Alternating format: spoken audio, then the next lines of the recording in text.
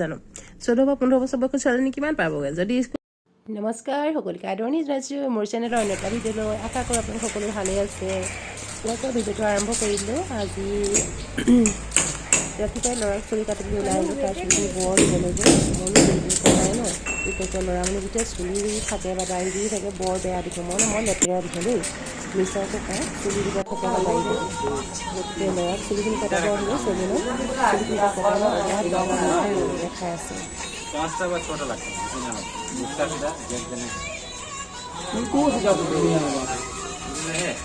যিহেতু মই চুলি কটা হৈ গ'ল সেইকাৰণে বেটাই ক'লে মা বোলে অকণমান ৰাস্তাত খোজকাঢ়ি গ'ল অকণমান আগবাঢ়ি যাওঁ খোজকাঢ়ি গৈ থাকিলোঁ গৈ থাকোঁতে দেখা পালোঁ এখন জেচিবিৰে কাম কৰি আছে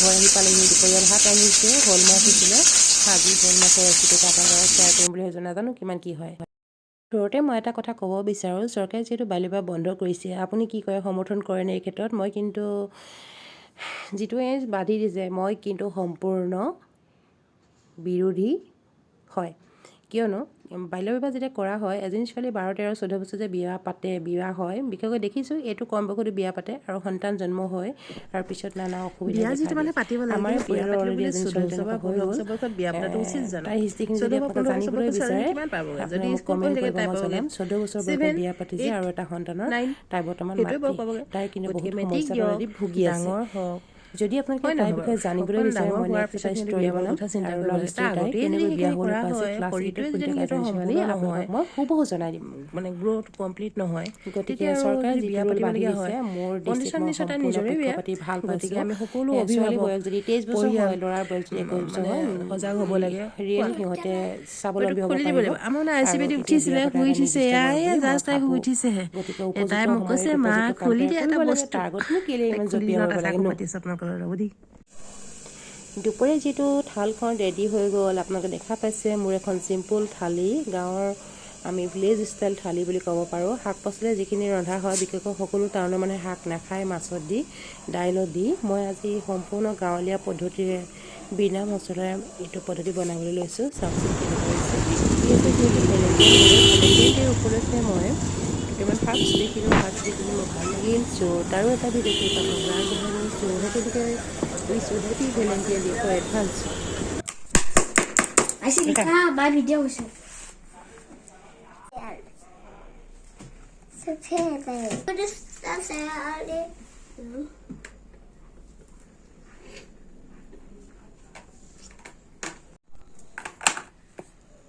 কি কৰি আছা আজি মেকআপ এইবোৰ কি মেকআপ বস্তু নেকি এইবোৰ কি বস্তু হয়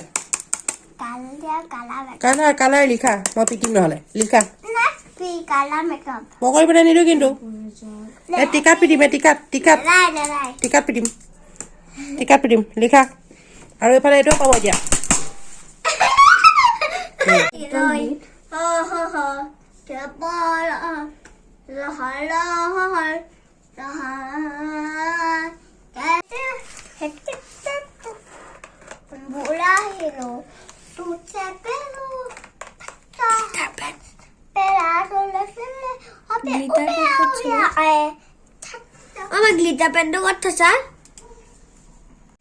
যিহেতু পৰীক্ষা বতৰ পৰীক্ষা বুলি ক'লে হাতত যদি এচাৰিডাল নলন হয় ইহঁতি মানে কোনো কথাই নুশুনে এইফালে আইচি আৰু এইফালে এটা চৰাজ আছে কথা নুশুনে এচাৰি নল'লে ইহঁতি কাম নহয় এচাৰি ল'লে কামত বহাইছোঁ পৰীক্ষাৰ সময়ত মাকজনী বহুত মানে এইটো কাম নকৰা হৈ যায়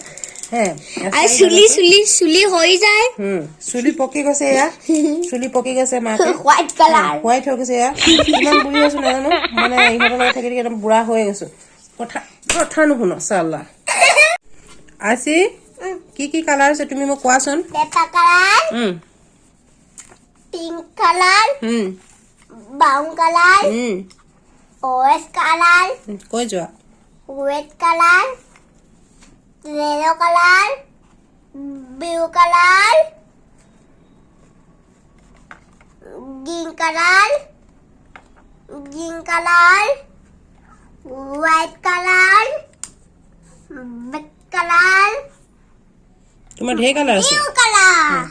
Total kiman color ase? How many colors are there? Count them. 1, 2, Hmm. 3, 4, 5, 6, 7, 8, 9, 110, 1, 11, 1 to 12. Good girl. Correct.